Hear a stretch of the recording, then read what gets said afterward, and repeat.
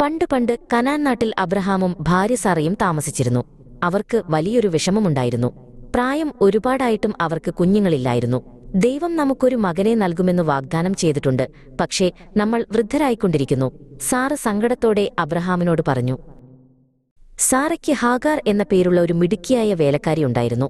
ഒരു ദിവസം സാറ ഹാഗാറിനെ അരികിലേക്ക് വിളിച്ചു പറഞ്ഞു, ഹാഗാർ, എനിക്ക് വേണ്ടി നീ ഒരു കുഞ്ഞിന് ജന്മം നൽകണം.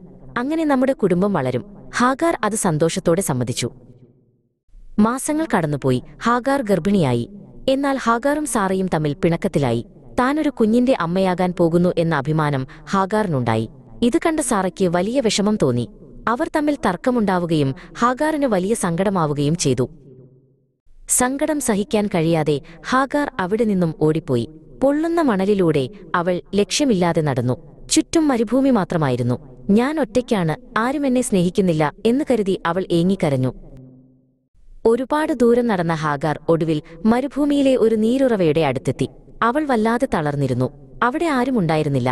മരുഭൂമിയിലെ ആ നിശബ്ദതയിൽ അവൾ തന്റെ കൈകൾ കൊണ്ട് മുഖം പൊത്തിക്കരഞ്ഞു.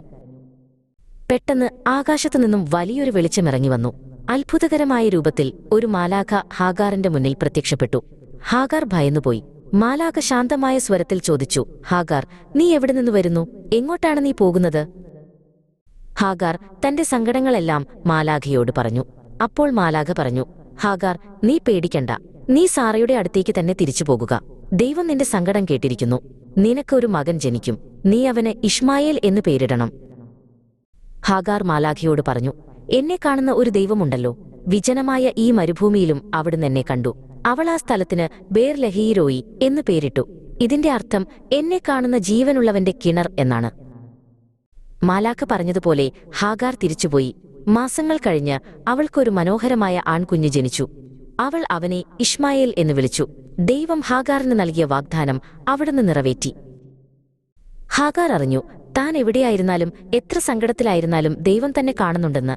നമ്മൾ ഓരോരുത്തരെയും ദൈവം സ്നേഹത്തോടെ നോക്കുന്നുണ്ട്. ദൈവം നമ്മെ കാണുന്നു എന്നതാണ് ഈ ലോകത്തിലെ ഏറ്റവും വലിയ സന്തോഷം.